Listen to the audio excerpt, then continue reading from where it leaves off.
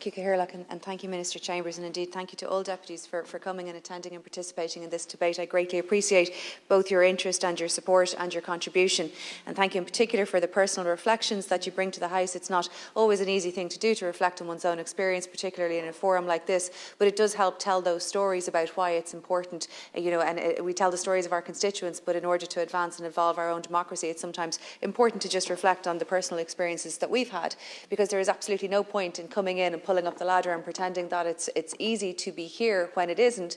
We need to be honest with people to say, you can do it too. We do it, we see these issues, we face the challenges, we get on and we try and fix them, but we do it anyway, and you can too. This is all about trying to bring in more people into this chamber, trying to be more inclusive and reaching out further and further. And we have had very, very good parliamentary structure. It has served us extremely well, but our democracy is essentially always incomplete. There's always more to do. There's always more that can be improved upon. It's naturally incomplete if half the population isn't represented in a reasonable way over time. Here, that has never been the case, and we need to take the steps that we can to get to that point. So, democracy and our institutions of democracy must keep pace with our need to reflect the will of our people and the things that are important to them. And where we find barriers, we must take steps to try to address them.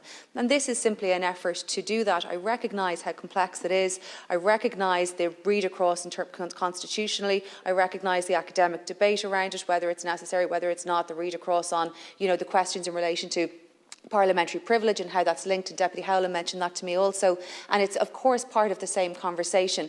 And I suppose my effort is to try to begin to tackle that initial barrier, to say, well, look, what at its core is it that we must be here for, that's perhaps a barrier to the maternity and paternity, the sick leave, and that is of course voting. I don't want I hope that nobody would take from this that I've somehow, don't see it as important to be here.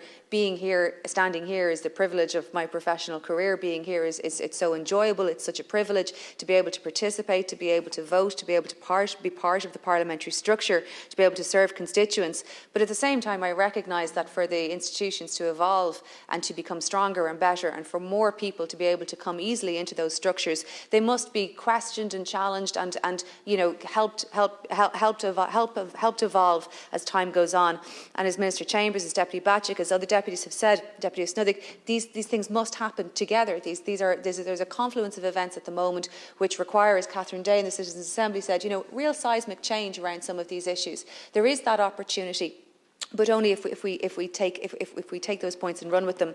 I noted what Deputy Richmond mentioned in relation to the poll on the Journal, and it's interesting to see. Of course, it's easy to give a quick reaction to something like that, a quick question. Are you in favour or against? But of course, what he was talking about was some of the comments in relation to it, and it is hard to to see some of those and to think that people might believe that we don't really want to do the work, or that we're not very, very, very happy to be here. Of course we are. It isn't about making life easier for politicians. It's about opening up the Parliament to more people and to making it easier for them to be here. It's about opening up rather than trying to protect or serve oneself. We have had separate conversations about the need for more female representation and very strong debates about that. There must be more women in politics. Women in politics must be facilitated. The debate around Minister McEntee and the particular challenges she faced as a Cabinet Minister. That's all very well, but then, when you bring these measures that might try to realise some of that ambition, and indeed when they're brought forward by women such as myself or Deputy Batchik as part of the committee, or Catherine Day as part of the Citizens' Assembly, rationally it's important that that those be supported or at least discussed in a serious way as steps, and that is the debate that we've had here. It is I so greatly welcome it, a really genuine genuinely positive debate about an idea that is an effort to be constructive. We will see how we can take it forward through committee stage. There is more debate to be had about the wording. I understand the complexity of that, the concerns around the Attorney General, around the read across, about other things. Those are debates that we can have and we're open to having. But I thank the House and thank the members of the House for facilitating this debate and for participating and for being as encouraging and supporting as you have been. Thank you, Chair. Thank you, Deputy. That concludes the debate. And I now must put the question on the motion, and that question is excuse me, that the bill be now read a second time. Is that agreed? Agreed.